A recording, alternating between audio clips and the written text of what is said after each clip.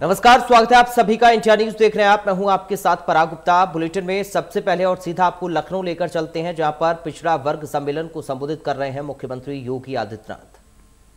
लाख लोगों को पक्का मकान बना करके दे चुके, उसका गृह प्रवेश हो चुका है और हम लोगों ने तय किया है मिट्टी के दीपक ही हर जगह जलने चाहिए। मिट्टी के दीपक सजावट के लिए लोग लड़ियों को ला करके अपना लगा लें, लेकिन अगर घर के अंदर लक्ष्मी का वास होना है तो लक्ष्मी के वास के लिए चाहिए कि मिट्टी के दीपक हम जलाएं और उसी में लक्ष्मी ही विराजमान होती है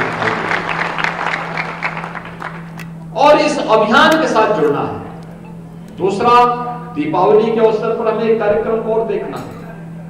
याद रखना, लक्ष्मी गणेश की मूर्ति बाहर से, विदेश से नहीं आनी चाहिए, बल्कि मूर्ति आप ही के कलाकारों के द्वारा, आप ही के बीच से, माटी कला से जुड़े हुए लोगों के माध्यम से बननी चाहिए। हम लोगों ने स्वयं, अगर मैं आपको डाटा उपलब्ध कराऊं तो पिछले 3 सालों के अंदर प्रदेश के अंदर हम लोगों ने माटी कला बोर्ड से जुड़े हुए एक बड़ी संख्या में लोगों को प्रशिक्षण दिया है और ये प्रशिक्षण के माध्यम से यहां पर हम लोगों ने लगभग माटी कला बोर्ड से जुड़े हुए जो शिल्पकार हैं, इन लोगों को यहां पर 40,000 कारीगरों को हम लोगों ने चिन्हित किया है, जिनमें से अब तक 5,261 को हम लोगों ने चाक वितरित किए हैं।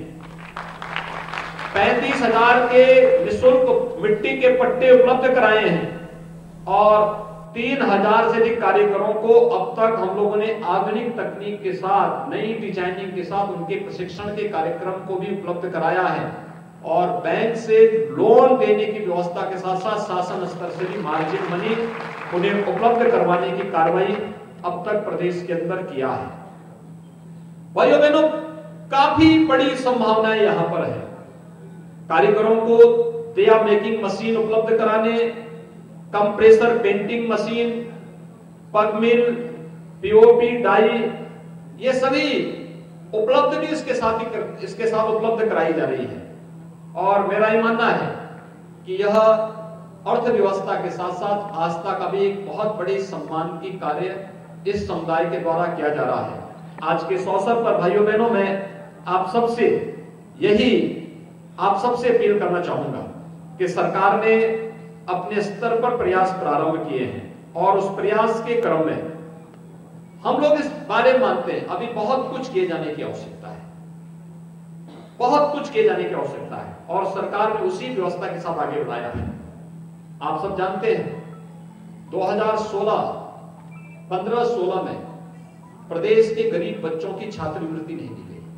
हमारी सरकार आई, हम लोगों ने पूर्व तत्सम में, विगत 4 वर्षों के मैं आंकड़े उपलब्ध कराऊं तो पूर्व तत्सम में 30,63,085 छात्र छात्राओं को 627 करोड़ 49 लाख रुपए की छात्रवृत्ति अभी तक हम लोगों ने वितरित कर दी है और 21-22 के लिए पूर्व तत्सम के 38,375 छात्र छात्राओं को अब तक 8 करोड़ 64 लाख रुपए की धनराशि वितरित की जा चुकी है और इसमें अभी 175 करोड़ रुपए की राशि 8 लाख छात्रों के लिए और छात्रवृत्ति के लिए हम लोगों ने सुरक्षित रखी है, क्योंकि प्रवेश इस बार लेट हो रहे हैं तो इसको हमने 30 नवंबर तक पूरा करने की व्यवस्था की है। दसमोत्तर छात्रवृत्ति में भी विगत 4 वर्ष में अब तक हम लोगों ने 69,18,683 छात्र छात्राओं को 5,378 करोड़ 75 लाख रुपए की छात्रवृत्ति और शुल्क प्रतिपूर्ति की राशि उनके खातों में सीधे उपलब्ध कराई है और इस नए वित्तीय वर्ष में अब तक 5,084 छात्र छात्राओं को 1 करोड़ 78 लाख रुपए की धनराशि प्रदान की जा चुकी है और 1,200 करोड़ रुपए की राशि हम लोगों ने 12 लाख छात्र छात्राओं के लिए छात्रवृत्ति की अभी दसमोत्तर छात्र छात्राओं के लिए प्रदेश के अंदर उपलब्ध करवाने की कार्रवाई की है। भाइयों बहनों, प्रदेश के अंदर अन्य पिछड़ा वर्ग के छात्र छात्राओं के लिए 64 छात्रावास छात्रों के लिए, 38 छात्रावास बालिकाओं के लिए प्रदेश के अंदर उपलब्ध करवाया है और प्रदेश के अंदर वर्तमान में छात्रों के लिए 1 और छात्राओं के लिए 2 छात्रावास का निर्माणाधीन भी वर्तमान में उन लोगों के लिए व्यवस्था की जा रही है। ऐसे ही अन्य सभी प्रकार की सुविधाओं को देने के लिए सरकार पूरी प्रतिज्ञित दृढ़ भाव के साथ कार्य कर रही है। चाहे वह गरीब कन्याओं की शादी के लिए, पिछड़े वर्ग की बालिकाओं की शादी ब्याह के लिए दी जाने वाली अनुदान की राशि हो, या सामूहिक विवाह योजना के माध्यम से अब तक 2.25 लाख बालिकाओं की शादी के लिए प्रति विवाह 51,000 रुपए की राशि अलग से सरकार उपलब्ध करवाने की कार्य करती है। ये सभी कार्यक्रम अनवरत रूप से आगे बढ़ने के क्रम है और हम सब आभारी हैं प्रधानमंत्री मोदी जी के और केंद्रीय कैबिनेट के, जिन्होंने पिछड़ा वर्ग आयोग को एक संवैधानिक मान्यता दी। अब ये संवैधानिक बोर्ड हो गया है। इस संवैधानिक बोर्ड के बाद इसकी मान्यता बढ़ी है, इसकी वैल्यू बढ़ी है। इसके द्वारा दिया जाने वाला कोई भी आदेश ये न्यायिक आदेश माना जाता है और उस आदेश के क्रम में यह एक बड़ा कार्यक्रम आगे बना है।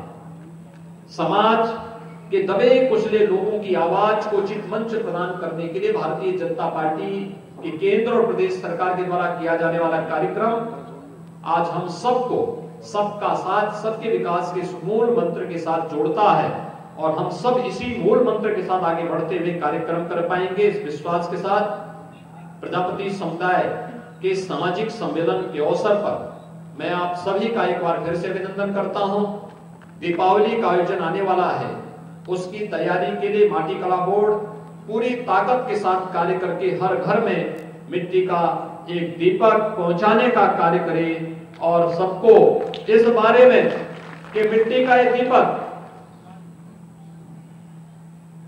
स्वयं श्री लक्ष्मी का प्रतीक हो और घर घर में यह विराजमान हो। इस विश्वास के साथ आप सभी के प्रति मैं अपनी शुभकामनाएं देता हूं। आप सबको मैं दीपावली की भी मंगलमय शुभकामनाएं देता हूं। धन्यवाद। जय हिंद।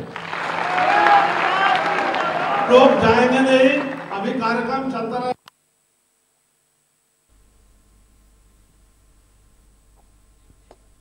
तो लखनऊ से सीधा लाइव तस्वीरें आप देख रहे थे और मुख्यमंत्री योगी आदित्यनाथ को आप सुन रहे थे। पिछड़ा वर्ग को संबोधित वो कर रहे थे। उसके साथ ही दीपावली के मौके पर उन्होंने एक संदेश लोगों को दिया है और साथ ही कहा है कि मिट्टी के दिए का इस्तेमाल करें, ना कि चाइनीज झालरों का इस्तेमाल करें। अगर सजावट के तौर पर उनको लगाते भी हैं तब भी लक्ष्मी जी का वास आपके घर में हो, इसके लिए मिट्टी के दीपक आवश्यक होते हैं। इसलिए हमारे देश में बने हुए, हमारे देश के कलाकारों के द्वारा बने हुए, कुम्हारों के द्वारा बनाए गए मिट्टी के दीपकों का इस्तेमाल अवश्य करें।